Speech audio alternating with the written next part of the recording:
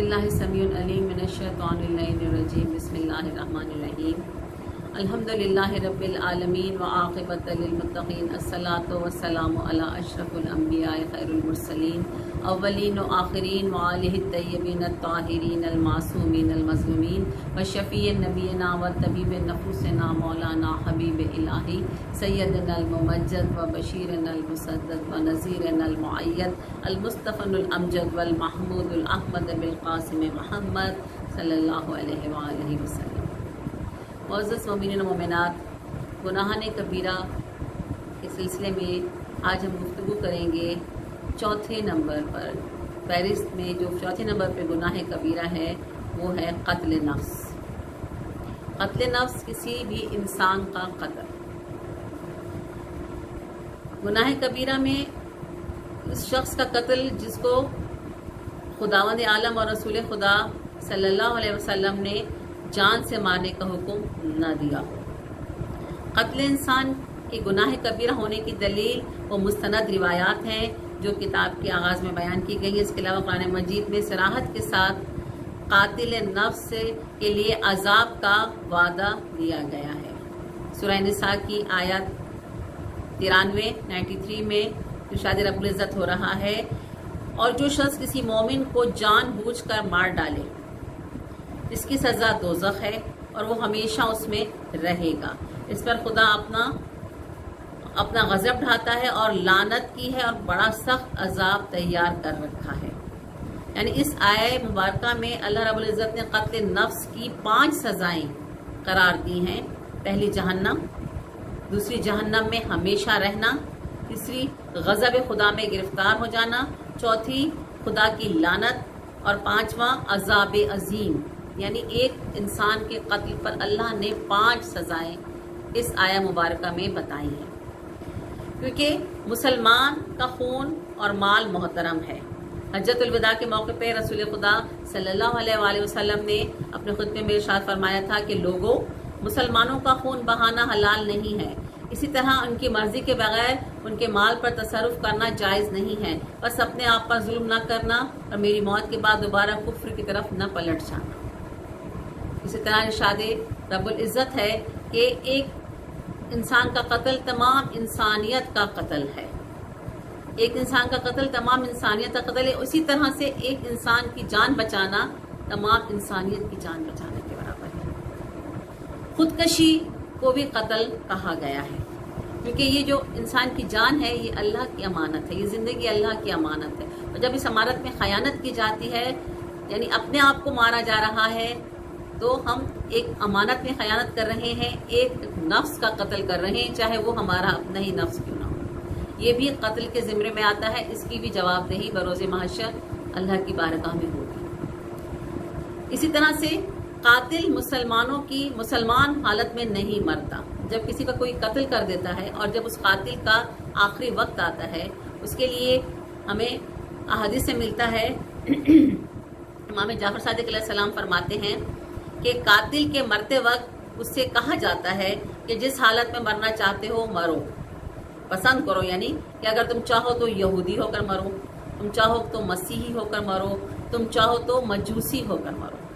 اور دوسری حدیث میں ہے کہ مومن اپنے دین کی وسیع فضا میں آزاد ہوتا ہے جب تک کسی کے حرام خون سے اپنے ہاتھ کو نہ رنگ لے۔ پھر مزید فرمایا کہ جان بوجھ کر کسی مومن کو قتل کرنے والے کو توبہ نصیب نہیں ہوتی۔ قتل کے شرکا بھی قاتل ہوتے ہیں۔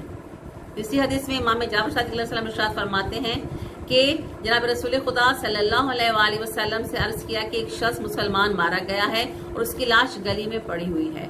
حضرت صلی اللہ علیہ وآلہ وسلم اور اصحاب وہاں پہنچے، سوال کیا کہ اس کا قاتل کون ہے؟ عرض کیا یا رسول اللہ ہمیں معلوم نہیں۔ آپ نے تعجب کے ساتھ فرمایا کوئی مقتول مسلمانوں کے درمیان پڑا ہو اور اس کے قاتل کا کسی کو پتہ نہ ہو؟ اس خدا کی قسم جس نے مجھے پیغمبری کے لیے منتخب فرمایا، اگر تمام آسمان اور زمین میں رہنے والے ایک مسلمان کے خون میں شریک ہو جائیں اور اس سے سب خوش ہوں تو ضرور اللہ تعالیٰ ان سب کو بلا تفریق عذاب میں مبتلا کرے گا اور جہنم میں ڈال دے گا۔ اس حدیث سے استفادہ ہوتا ہے کہ قاتل اور شرکائے قتل کے درمیان کوئی فرق نہیں۔ چنانچہ امام محمد باقر علیہ السلام ارشاد فرماتے ہیں کہ قیامت کے دن بارگاہ خداوندی میں کسی کو پیش کریں گے، اس کے ساتھ تھوڑا سا خون ہوگا، جتنا کہ انسان کی حجامت یا شیو کرتے ہوئے خون نکلتا ہے۔ وہ شخص کہے گا کہ خدا کی قسم میں نے کسی کو قتل نہیں کیا اور نہ ہی کسی کے قتل میں شریک ہوا۔ اللہ تعالیٰ فرمائے گا درست ہے، لیکن کسی ایک دن تم نے میرے مومن بندے کا ذکر کیا اور یہی ذکر اس کے قتل کا سبب بنا، اس لیے اس کا خون تمہارے ذمے ہے۔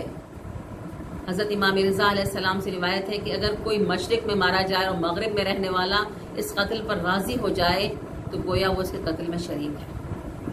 اسی طرح سے وہ بچہ جو ابھی اس دنیا میں نہیں آیا، اس بچے کو پیدا ہونے سے پہلے ہی ماں کے شکم میں مار دینا، وہ بھی قتل کہلاتا ہے۔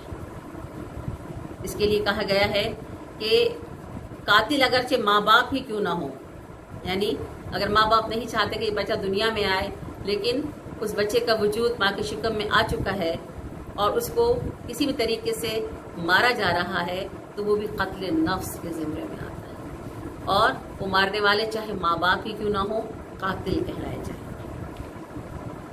قتل کی توبہ، اگر جان بوجھ کر کسی نفس کو قتل کرے اور اس کے بعد توبہ کرے تو اسے چاہیے کہ اپنے مقتول کے ولی کا حوالہ کرے۔ مقتول کے ورثاء کو اختیار ہے کہ قاتل سے قصاص لے یا خوبہ لے یا معاف کر دے۔